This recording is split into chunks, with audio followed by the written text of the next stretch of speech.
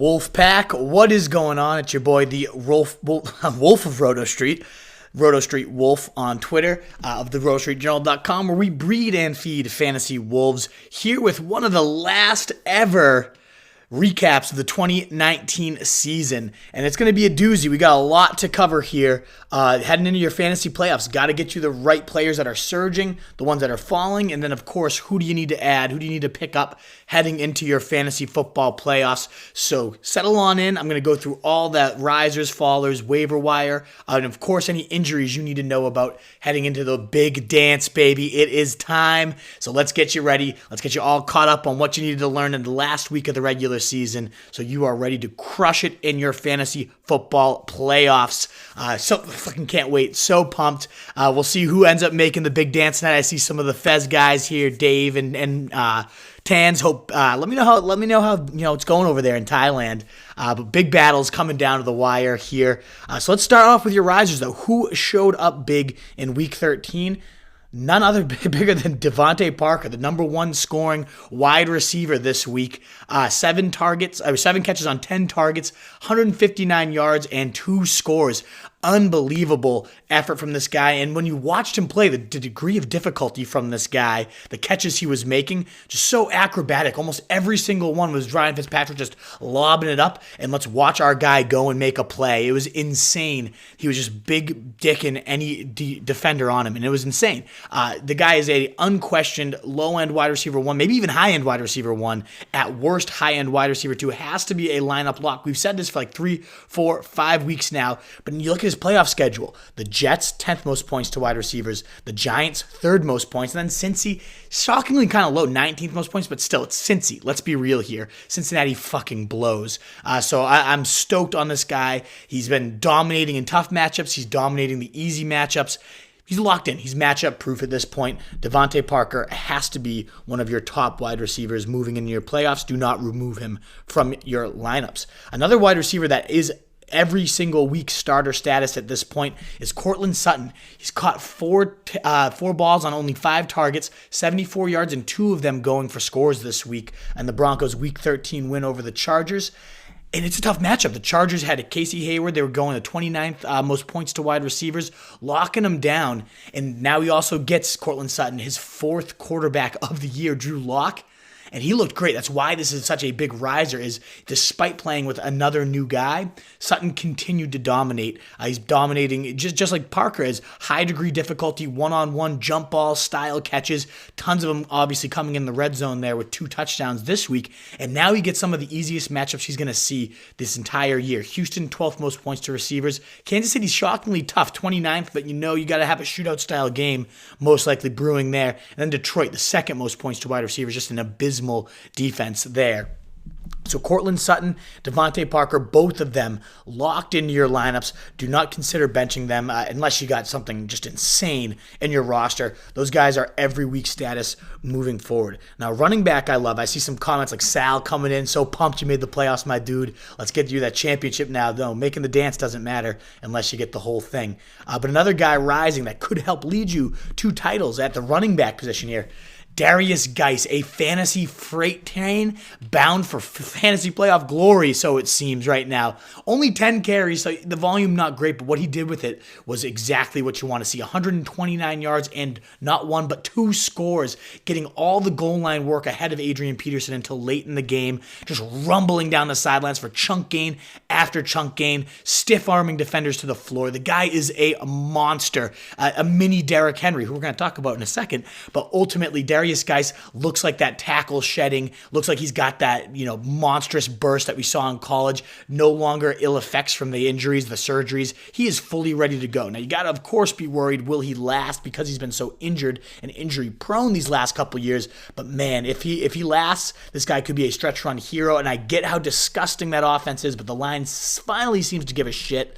Haskins finally getting this offense going just a little bit. Nothing crazy, but it's such a run-heavy scheme under interim coach Bill Callahan, and you got a nice, decent slate here. Green Bay, 4th most points. Philly, tough matchup, 25th, and then the Giants, 18th, but you can score some touchdowns on the Giants for sure. So if he's going to continue to get 12, 15 touches or so each week, I expect Geis to remain a fixture in lineups, a great touchdown bet as long as he's maintaining that role over Adrian Peterson at the goal line. I absolutely love Darius Geis moving forward. He rose 10 spots up to running back 24. And in case you want to know the season-long big board, that will be out later tonight. But Parker was already 13 spots higher. He's now my wide receiver 15 for the rest of the year. And Cortland Sutton right behind him at wide receiver 17. So absolutely love those guys as locks. And the guy that's in my top 5 overall, not just position, overall rest of season, that is the sledgehammer himself, none other than Derrick Henry, who does it again. 150 total yards and a touchdown on 26 attempts, and then also gets 3 catches, 17 yards through the air. So, I mean, Deion Lewis, see you later. We haven't even, never knew ya on the Titans, especially not this year. Henry has continued to let it roll, especially during the second half of the season. And there's a couple reasons for optimism here that it's going to just continue to be a steamroller. One, Ryan Tannehill's really sparked this offense, really helped it rise to new heights right now. Marcus Mariota starts. Derrick Henry had 113 carries, 416 yards for 3.7, pretty weak, and 4 scores. Meanwhile, in the 6th game started by Tannehill, 119, so just a few more carries, but dominantly more, almost doubles up his yardage at 724 and 7 scores in that span, nearly doubles his touchdown totals as well. That is an insane pace. In fact, over his last 16 games, including Mariota's shitty-ass starts and his bad starts within him, Henry's now rushed for 1,715 yards, 18 rushing touchdowns, and also has posted 20 catches, 221 yards, and 2 TDs. That's nearly 2,000 total yards, 1,946, along again with those 18 rushing touchdowns. He's the first in nearly every single category, including the rushing yards, the rushing TDs, and then second in total yardage over that span to only Christian McCaffrey. Again, over his last 16 games, been just a dominant steamroller. I wish somebody would have told you. He was going to, oh wait, the Roto Street Journal was raving about this guy, that he's going to pick up his pace. We have all the evidence to prove it, and we're so pumped because not all our predictions went all rosy this year. This one smashed out of the park. You got yourself a season winner in round 3 if you took that leap on Henry, and it's only going to continue. He's best in December, best when defenses are cold, tired. In fact, the yards per carry, 3.87 in September, October, 5.87 in November, and 5.23 in December. He just rips it up, and he's continuing to do so. He hasn't been under 159 total yards in 3 straight weeks. The guy is a beast. You got to love him moving forward.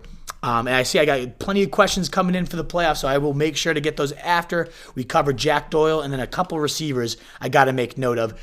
He thrives, Jack Doyle. The beanstalk himself whips it out in between the legs and smashes it down on the Titans. Gets 6 catches, 73 yards, and a TD on 11 targets. Now, a bunch of those are season highs. Those 11 targets, the snaps especially important with Ebron's first game out. Gets 94% of the snaps, 68 season high there. The yards and catches, also season highs. The guy was a beast in his first game back and probably sneaky, but also as important. A lot of people, Mo Alley Cox season now. Eric Ebron's role up for grabs. Now he plays like a season low 21% of the slap. No elevated role for Mo Alley Cox, which just gives Jack Doyle that complete locked-in number 1 tight end role. Up to tight end 10 in my season-long big board. He's got Tampa Bay next week. Should be a number 6, top 6 guy against the second worst defense to tight ends, only Arizona giving up more points, and we know how bad that team is. Also gets New Orleans and Carolina, middle of the road matchups, nothing overly intimidating or overly generous, but with that type of target total led the team and that type of snap total, you can expect Doyle to continue to thrive. And last but not least, a couple wide receivers, and we'll get to your comments. It looks like we got 20 or so right now. Fantastic. Keep them coming in. But in addition, Alshon Jeffrey and Robert Woods, both 2 guys that entered the season as wide receiver 2s and then have kind of disappeared, whether injury or surrounding talent issues or both. Neither one is having quite the season we expected, but man, could they get it together for an epic stretch run. Alshon Jeffrey in particular, 16 targets.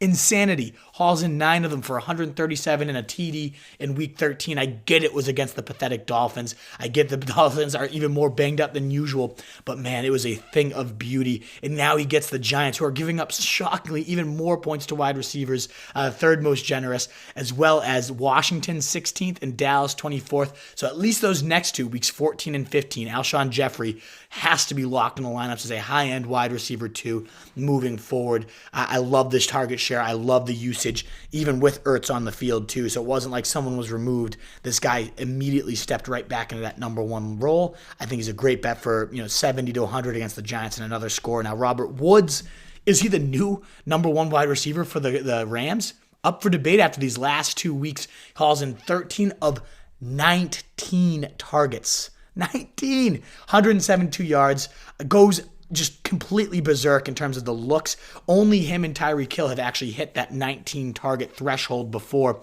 So just a monster effort, ripping up ridiculous gains after the catch, zipping through the defense with his trademark acceleration. Such a smooth route runner too. Schedule, not great down the stretch. Seattle, the 18th most points. Dallas, 24th. And then San Fran, an intimidating matchup, the second fewest points.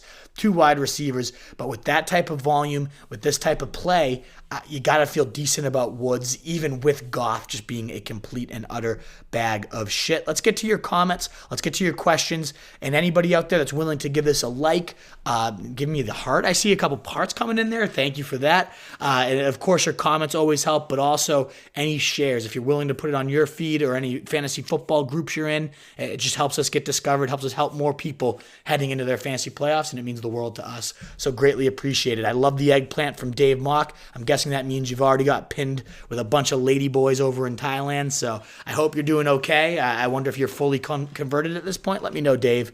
I hope everything's going well over there for you. Sal and Tans, thanks for tuning in over from way across the shore. You guys picked the perfect time to get out of here. It's fucking a second snow day in the row. I'll take it, but still, absolutely horrible conditions here in the New England area. Seamus made the big dance. I love it. Let me know if you guys made it this week. And of course you made the big dance, Seamus. You're a Roto Street legend here. So pumped to hear it. Let me know if there's any way we can get your roster ready for next week. Tunes, you're 7th. Oh, you need 60 points out of Carson and Hollister. I'm pissed to hear that, man, because you're defending that title. Sorry to hear it, my dude. But hey, maybe you get something heroic out of Carson and Hollister. I doubt it, but damn, that fucking sucks. Should have came to Old Planners. It would have been good juju for you. 26 points needed from Purple Jesus.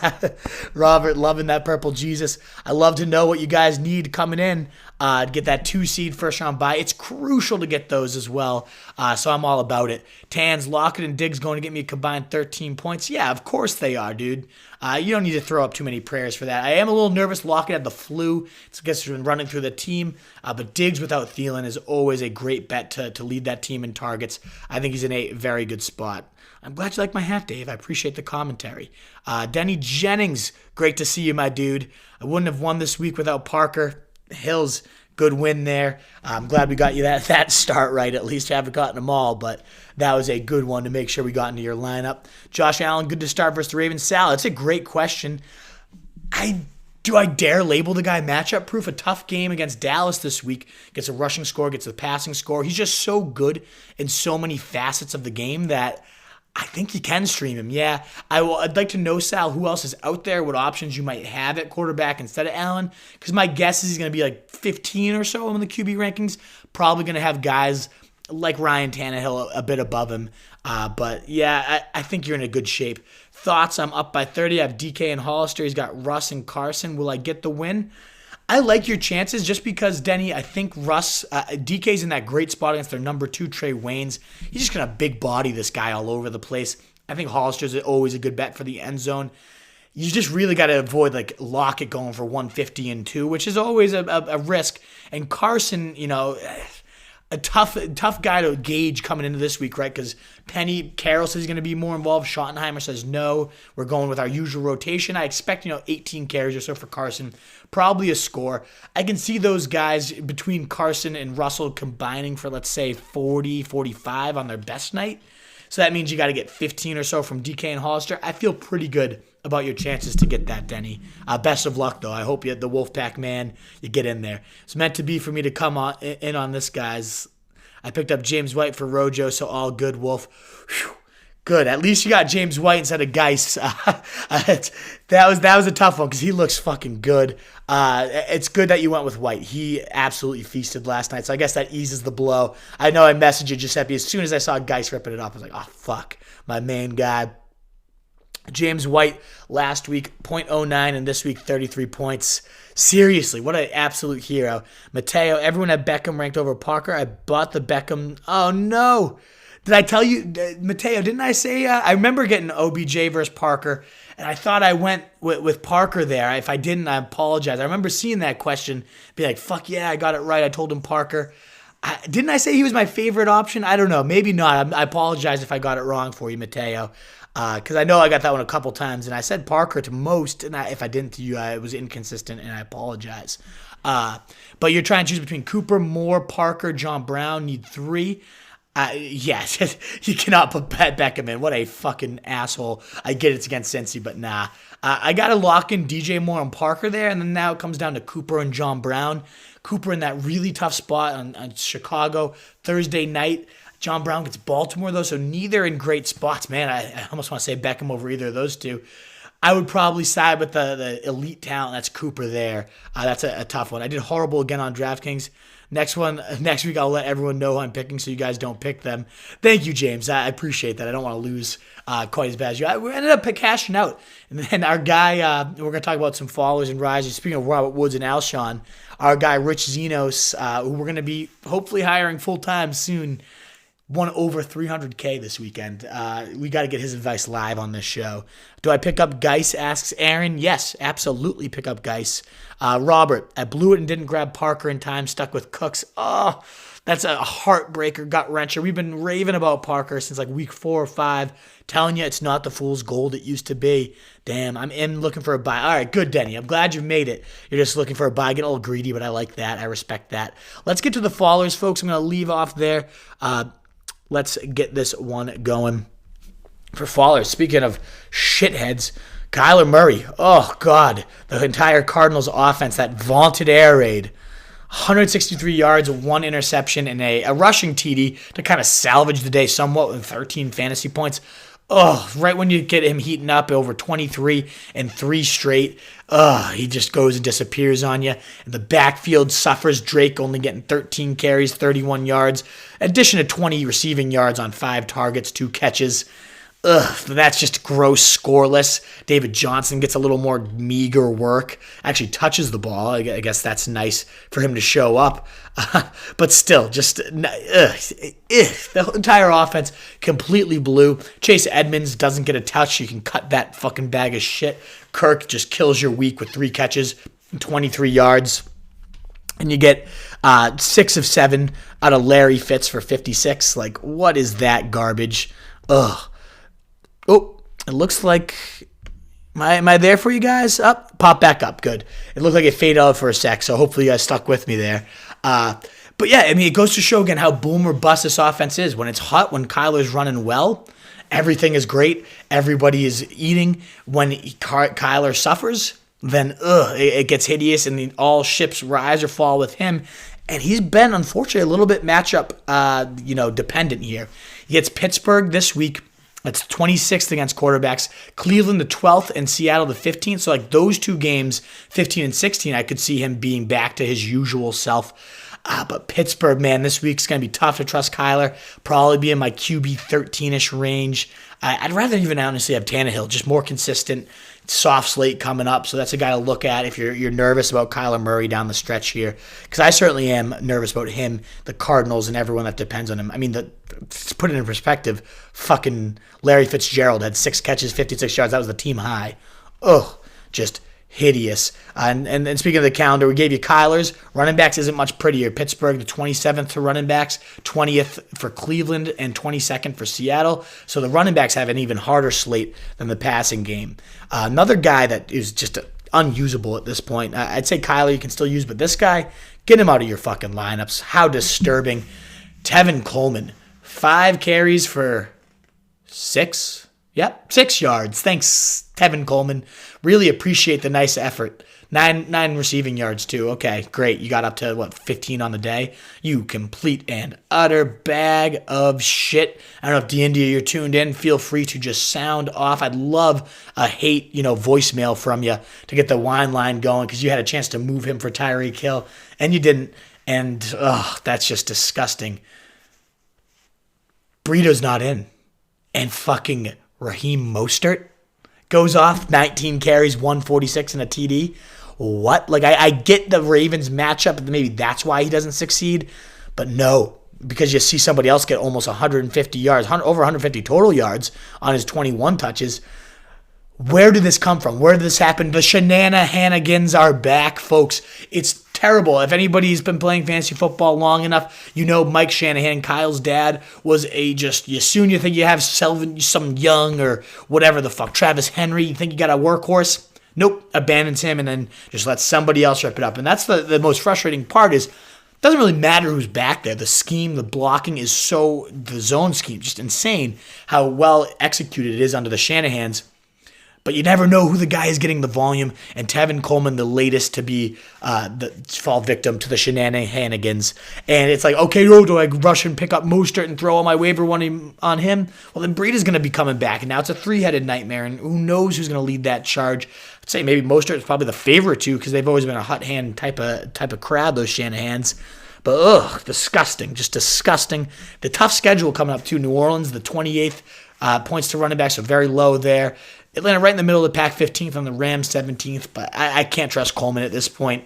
I don't know if I cut him, but if you need the handcuff space, then yeah, just a fucking bag of shit. That's all I really got to say about that. Speaking of bag of shit running backs, Ronald Jones, complete and utter disgrace. Repeat after me, folks.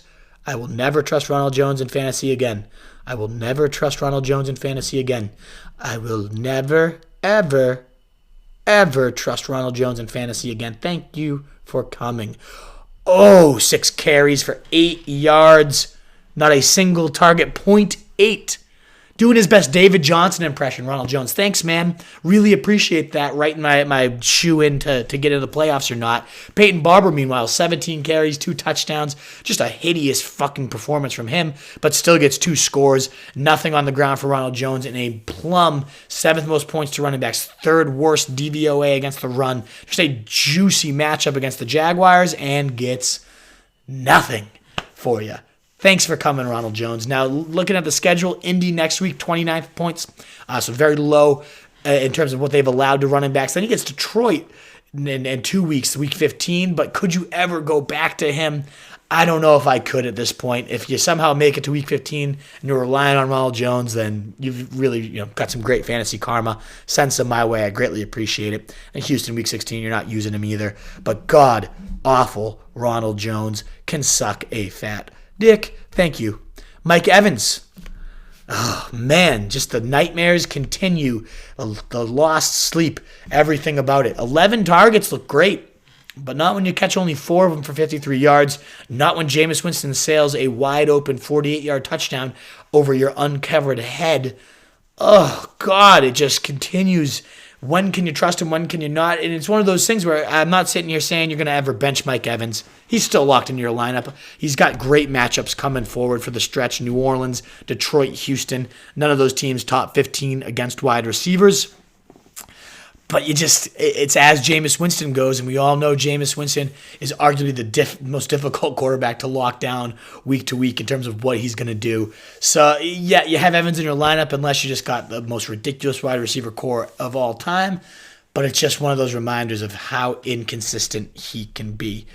But one guy you don't have to keep locked in the lineups anymore, maybe this week because he's got Miami, that's Jamison Crowder. It's long past time to abandon your fantasy trust in this motherfucker. Goes a nice 2 catches for 8 yards on 9 targets. Great volume.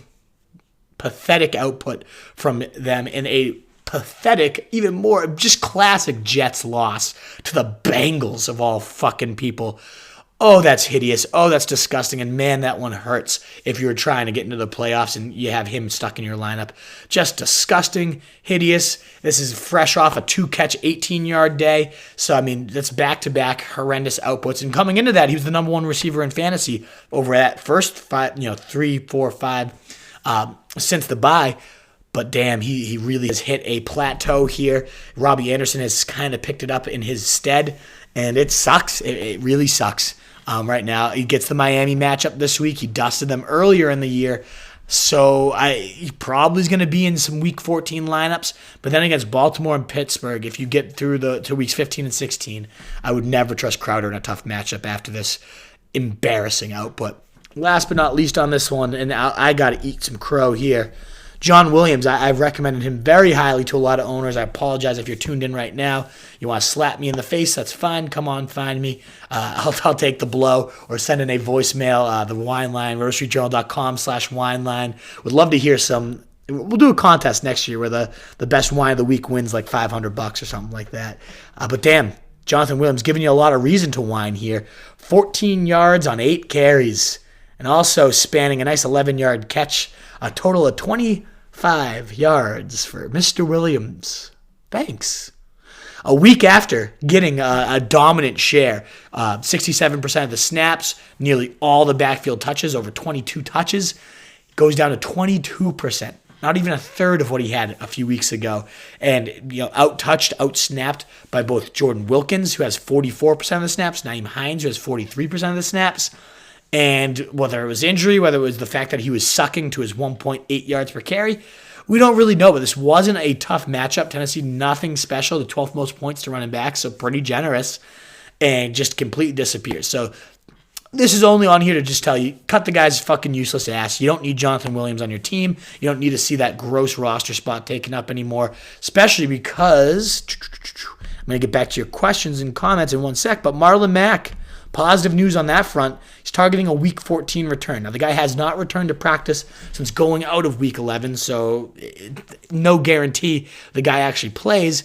But that's another feather in the cap of why you need to cut Jonathan Williams. And if Marlon Mack was actually out there for you, definitely go scoop him up immediately. The matchup is not going to be easy this week or next week. Tampa Bay, one of the hardest funnel defenses, we call it. Not a great spot. New Orleans, also a very difficult run defense, but easy pass defense. So we know how they're going to attack these teams. But Mack has been so lights out as a talent. That offensive line is so beastly that even in these tough matchups, you'd almost have to have Marlon Mack. And then he gets Week 16. We just saw Darius Geis, as we talked about earlier, rip off 130 yards on just 10 carries. What do you think Marlon Mack's going to do to these guys in Week 16? So I get that's a long way away. I get that it's win or go home at this point. But Marlon Mack, at minimum, should be stashed on your bench if he's somehow out there in leagues. I would risk it all to go out and get him. Let's get to your questions, though, before we get to some of these other injuries to cover. Would have come to plans, but 200 for a yard clean. Yeah, I totally respect that, Tunes. I wouldn't turn that down either. I think I've made it, but would have been better had I put in James White. Yeah, but how could you, Pat, instead of Melvin Gordon? Like, Gordon's been a clear-cut workhorse. White's more that auxiliary piece. Like, I love the matchup coming in. The Texans giving up the most receiving yards and receptions to running backs. It was a clear-cut smash spot for James White, but even still, Gordon just has shaken off that rust, and almost every single week I'm going to go Gordon over White, even despite the disparity here. Minshew, Fitzpatrick, and Allen are available. Whew. That's pretty ugly. I think you might just have to ride with Josh Allen. I don't think you can go to Minshew, even though he's had some decent days. Yeah, you just got to ride out Josh Allen there, Sal. Fitzpatrick, though, intriguing. We're going to talk about him in the waiver wire section. Would you trust Ertz from here on out? Higbee or K. Smith are my only choices left. I think you got to ride it out with Ertz. I mean, he leads the position in targets despite the those meh. It's just like, I don't know, Daniel. It's like, you got to just ride out the volume. He leads the position in targets. He's still one of the best talents in the league. The schedule's nothing special, but nothing crazy. Like, if it's Higbee or Case Smith as your choices, you just ride out Ertz. You have to, Daniel. Good question there. James Smith, are you going to make the $10 pick on DraftKings for tonight's game? I did throw in a lineup, the captains. I know, the featured one or whatever. I tried to load up on just as many pass catchers. I could see a shootout style game. My captain is sneakily Jacob Hollister tonight. Save some money. 2-touchdown day. Would not be shocked. And that way I could get Russell Wilson, Dalvin Cook, Stephon Diggs all into my lineup, and I really like Olabisi Johnson as a cost cutter at 2,600. That was the way I saved and got all these people. And I'm not great at the captain stuff, though, James Smith. I do better with the others. Cam Geckel, what's up? Watching at work, just want to say hi. My dude, thanks so much for coming in. Good to see you, Geckel. 40 points from Wilson, Lockett, and Cook. Oh, you're good, dude. Cook himself might get you 40 points. Like, let's be real here. I think you're in really, really good shape, Cam. I don't want to jinx it for you. I'll knock on wood. But yeah, big fan of your spot. Drop Latavius Murray for Raheem Mostert. Feels like Murray's productivity is over unless Kamara gets hurt. I don't know, Robert. Like, I'm not opposed to dropping Lat Murray. I agree with you. You're not getting anything unless something happens to Kamara. But, Mostert, I don't know that this guy is going to continue to be the horse. Yeah, Breida coming back now. It's a three-headed nightmare. Like, I don't think you'll ever be able to trust Mostert. I know some people really think you can. I'm not on the train of Mostert. I wasn't on the train of Ty Johnson. It just, to me, seems like waiver wire fool's gold. Let me know if there's some other guys out there you're considering, but I wouldn't necessarily drop them. I'd just rather have that upside. Something happens to Kamara. Unless you really need someone usable, then I guess Mostert. But there's going to be some other guys we'll talk about who I'd prefer over him. Murray or Tannehill for the playoffs? I'd keep them both, but I think I like Tannehill. You got that nice matchup against Cleveland coming up for Murray, so I'd use him over Tannehill in a good spot. But when you got Pittsburgh, 27th most points to quarterbacks, very low, versus Tannehill who gets Oakland ready to just smash those guys, I'm all over that. Bad call on Kyle over Watson. Sorry about that one, Jimmy. Not a good one. He has Wilson. I have Carson. Like my chances. I hope so, man. I didn't want to blow that one. It was tough with Watson, though. I mean, we've historically swallowed him, swallowed the Texans, and just swallowed any quarterback we faced. And of course, he goes out and catches a touchdown, throws for 3, like 28 points, and Kyler just sucks a fat fucking dick. I'm sorry about that one, Jimmy. Did not want to get it so wrong for you, but I still like your chances tonight. Carson's that big wild card. He's either going to have a nice usual 90 yards in TD or absolutely nothing. Let's get to the most actionable stuff here. We'll run through these injuries real quick. We'll get to your waiver wire, but keep the comments, questions coming in, guys. Greatly appreciate any shares, likes, all that good stuff. That helps us get discovered. Means the world for these last couple of weeks that we get to be together here. Week 14 coming up. I can't believe it. Fantasy playoffs. I just can't even think straight when I start to get in the fucking my head about the fantasy playoffs. It's my favorite time of the year. So fucking excited. Oh, let's go. Let's go, Wolfpack. Get these titles. But let's get to the injuries again. And let me know again, what else do you need for tonight to get in? How can we help you if you're already in? Any way this is, do it live so we can interact and I can help you out. That's why we try to make them all live broadcasts, folks. Marlon Mack, we already covered, so let's get to Kalen Ballage. He leaves Week 13 with a leg injury, carted out, ruled out for the second half, and it was non-contact, so quite frankly, it doesn't look good. I'm expecting him to be a season ender here, mercifully putting out one of the worst running backs in the league we've ever seen. Oh, man. If you haven't seen the Kalen Ballage highlight tape, it's one of the funniest things to watch. Like, he doesn't get over a yard any time. He averaged 2.3 yards per carry a couple weeks ago. And actually raised his yards per carry total. So this isn't meant to shit on some guy that just got injured. I apologize, Ballage, and your family, who I'm sure is tuned in. But mercifully, we now have this backfield opened. It's not a great spot because the line is probably the worst in the league. Not probably, definitely the worst in the league. And they're not all that exciting of an overall offense. But they've been leading Fitzpatrick the charge on scoring the last couple of weeks. And ultimately, Patrick Laird, 1% owned, the next man up. You have the Jets, the Giants, and Cincinnati as your next 3 opponents. Nothing intimidating about either of those defenses. So maybe Laird, 1% owned. He hauled in 4 catches for 43 yards on 5 targets. So pass catcher gets the touchdown at the end. He seems to be the better bet for pure featured work. Of course, as soon as you trust him, they're going to go to, what's the fuck's his name? Gaskin, of course.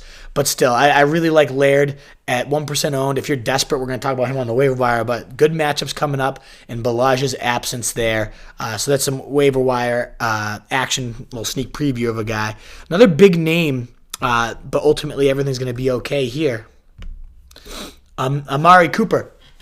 Complete completely clean MRI, was a full participant in practice today, no structural damage, and already listed as expected to play by his head coach, Jason Garrett, for how much longer, who knows.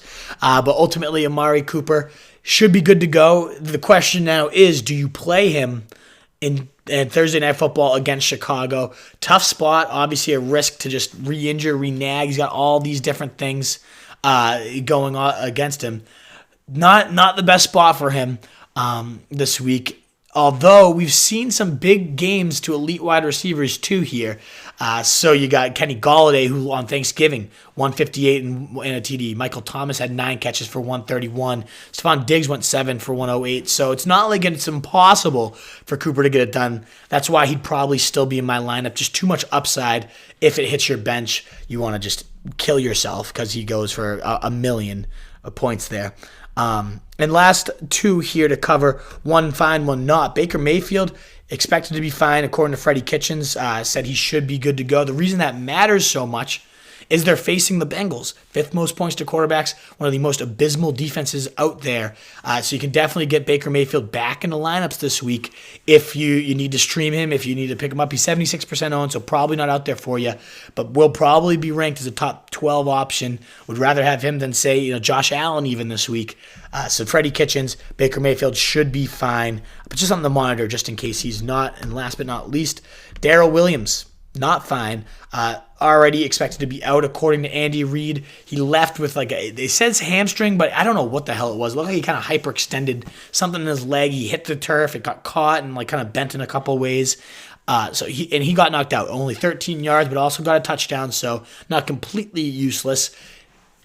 Could have had a much bigger day had he been able to stay in the game. Unfortunate there because he got rolling pretty early. But what this means is much more actionable in terms of waiver wire. Darwin Thompson may finally, after long last, be unshackled, be unleashed. He gets 11 carries, 44 yards, and a TD in Darrell Williams' absence. We don't know what Damian Williams' status yet with that rib injury, and they've already said they want to put him on ice, LaShawn McCoy down the stretch, so it could be just a featured Darwin Thompson stretch run here. So that's just something to keep note of, something to take a look at there. Darwin Thompson, 0% owned, and I would be throwing all my waiver wire money if I needed a running back. Big time. Let's get to your last questions and pull up the waiver wires, the stuff you really need to know, who to pick up this week heading into your final one. Carson just got hurt. Oh, no. That's horrible. I did not know that. I didn't even know the game started yet. I got the late start here with the weather. That is fucking horrible. 3 runs in the game. Penny would have been a good pick. Yeah, he would have crushed it. He was so cheap, James Smith. He's going to end up getting 25 carries. Yeah, that's going to be the week winner for you on DraftKings is Rashad Penny. Oh boy, that is ugly. So Danny asking, Bears beats or Bears? I'll go with the Bears there. Or Titans D rest of season. It's tough to do. It's week to week, Denny. It's good to have that long-term outlook, but it's also something you gotta win this week. And this week, I think I haven't made my rankings. I know I'll probably see you there tomorrow for Tuesday. I'm leaning just off the gut Bears. I get Dallas. It's probably a tougher matchup than the Raiders, who've only scored 12 points over the last 2 weeks here. So the Titans do make a little bit of sense, but I think I'm going Bears. Damn, that sucks for Carson. That's going to be my brother's season. It's going to end right there. 3 runs in the game, probably. Penny would have given a good pick. Derek Hale asking, thoughts on Phillip Lindsay and Aaron Jones rest of the season? I keep playing them and Henry over Montgomery, Singletary, and James White, and all 3 outscored Jones and Lindsay. I know, man. Aaron Jones is a bag of shit. But it gets Washington this week, so I expect him to get right back in there. You'd expect him to do against the Giants as well, Derek. So I get it's mind-numbing. Lindsay, too, gets an easy schedule, so it's tough. Oh, man. I guess we got to, double-check those matchups because Montgomery and Singletary, those rookie backs, both putting up 16 this week in great matchups. It's all going to come down to who they're playing each and every week. I believe Singletary's in a decent spot. They got the Ravens. It's and Montgomery gets the Cowboys, so that's James White against the Chiefs might be that play this week. I might go Jones, Lindsey, White. That's going to be, we got Henry, so you're locking him in. So we'll see come tomorrow when we do the rankings. I think James White's going to be pretty damn high up there, though, especially if it's full PPR. Moreno, Eagles defense still viable even if the egg they laid this week? Whew. I know, Robert, that sucked right against Miami. If you can't stop Miami, who the fuck are you stopping? I know that the matchup this week is still pretty damn juicy against the Giants, lots of turnovers, so I'd probably still rip them, but that defense just blows. So, I mean, it depends who else you have out there, Robert. I dropped the Bills for Philly, Titans available. The Bills against the Ravens, though, you're not going to go them. I might like the Titans the most out of this group. We'll have to check in on that tomorrow. But let's get to the waiver wire. I'm going to hit. And this week I changed it up a little bit on the menu, as you can see. I'm going to give you all the wide receivers I have on my list, all the running backs, the tight ends and quarterbacks, and then your D streamers. So it's going to be more position-based, but you can see some names up there in the list too. The first guy I would add at wide receiver, and probably overall this week if it's just a one-week stream type thing, that's Zach Pascal, 17% owned, but damn did he fucking dominate this week. Gets 7 catches, 109 yards on 10 targets, all career highs in terms of targets, receptions, and the yards, and was just dominating. And now gets Tampa Bay, the most points to wide receivers, not a single corner that can cover anybody. I really expect this to be a great spot for Pascal, whether or not Hilton plays. Of course, the upside's higher if he's that number one guy. He played 100% of the snaps, and he's still, again, widely available. Gets all the route tree, too. He's very long and in quick agility. Not really great deep speed, long speed, but just can contort that body, and it seems almost like a ballerina out there, the way he makes these contested catches, and he's really got that trust of Brissett on these contested throws. So he's going to be that entire passing game. You got no Ebron, you got no Paris Campbell, you got no T.Y. Hilton. Now Chester Rogers is probably done for the year. It's going to be that Jack Doyle, Zach Pascal show that everyone bought your tickets for, that high ticket price, man. The Zach Pascal and fucking Jack Doyle show. But you get some Tampa Bay this week. New Orleans, 4th most points to wide receivers, then Carolina, 13th most points to wide receivers, in particular vulnerable to number 2. So if Hilton comes back, at least for that matchup, even better. So Pascal definitely startable down your stretch run here, in my opinion. But a guy I'd rather have than him, James Washington, 21% owned.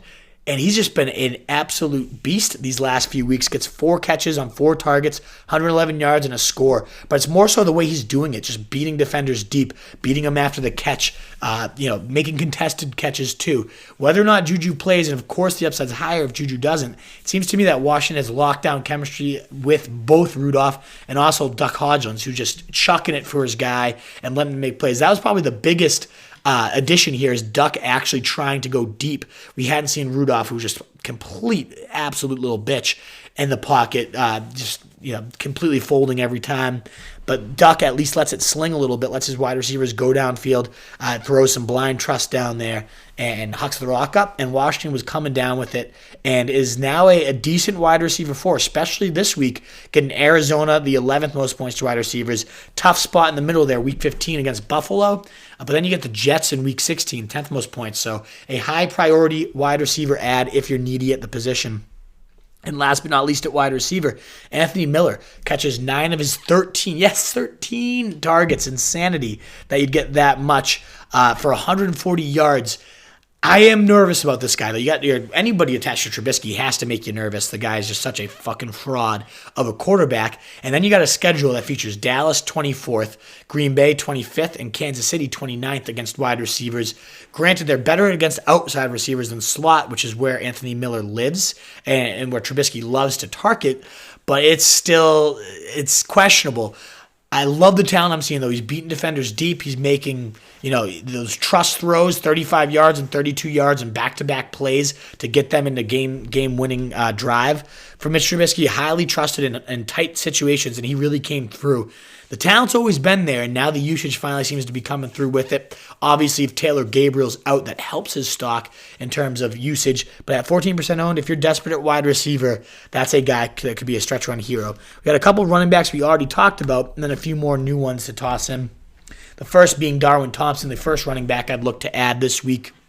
11 carries, 44 yards, and a score, and all of that coming in the second half after Darrell Williams suffered that injury. It became, the first time we've ever seen some real usage for Darwin Thompson, and didn't do anything crazy, didn't light the world on fire. Like he did in the preseason, where it was just an absolute monstrous performance and insane explosiveness, all that. Like, we saw glimpses of it, though. That's what matters, is he's breaking tackles. He looks like he still belongs in the field and just needs to get the right usage. Granted, he's stepping into a horrible spot. New England, the lowest amount of points to running backs. Denver, 21st. Chicago, 13th. So his last 2 weeks may be usable. But I can't expect much from him in his first featured workload against New England. But again, this guy is talented in New England. If they've gotten beaten anywhere, it's through the up the gut from running backs until Deshaun Watson just lit us up. But Darwin Thompson, the priority ad there, despite the tough calendar, just anyone in that Chiefs offense could go off at any given point. So I really like him. You also have Benny Snell, who is continuing to be that featured back in James Conner's absence. 16 carries for 63 yards and the touchdown. Doesn't get he's not the true featured back because he's not getting the third down work despite being a capable receiver. Doesn't get the start Jalen Samuels does, but it is the Snell show on the ground, and when the game flow favors them, he is definitely going to be a viable weekly option.